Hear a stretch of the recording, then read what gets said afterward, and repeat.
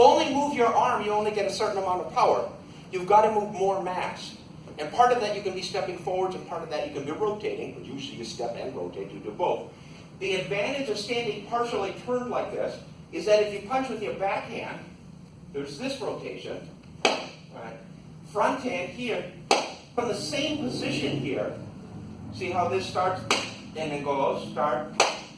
If I stand too extreme here, I add power to this, but this one gets too weak. If I stand too frontwards, this one gets stronger, and this one loses all the rotation. Find a spot, which is going to be about halfway between, where you can rotate with either one. Either hand gets some rotation if you're standing correctly. If you're standing incorrectly, one hand loses. That's it. And in the same stance, both get some. Yes.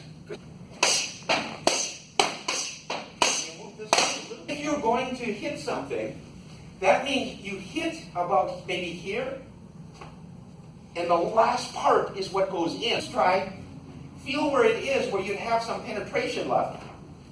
So this is where I would punch, hit. That's where I would finish. You want to go, the amount of penetration you do is a vital thing. Too much penetration, weakness. No penetration, nothing at all. What happens after you make contact that actually makes, that. Because what you don't do is make contact here. Then on the left. So Bruce Lee's 1-inch punch. And if you're good, you can be very close there and still get it. You don't need the whole thing. If you want to hurt people, you hit the surface and penetrate in. But if you don't want to hurt people, like sparring, I do this one where I'm hitting with arm and I just don't finish it. So I go here, and this is where I would finish, but I don't.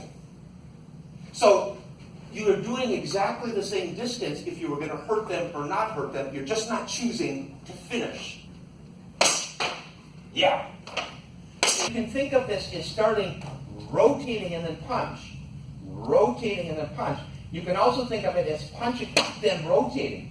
Punching and rotating at the end. It doesn't really matter. Well, advanced people use this because the hand is going, it looks like they're not committed. But they commit at the end. You commit late in it.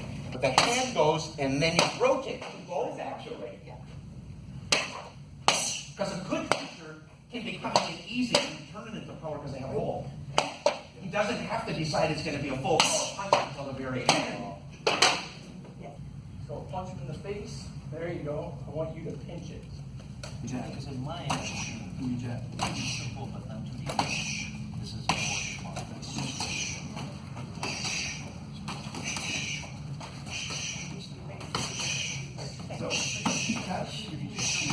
Still we can pinch. You go slow enough for your catcher, so that way they can actually pinch, hook. They can see it coming. Okay. Pinch, hook. Practice this a few times. Defend it. So this hand.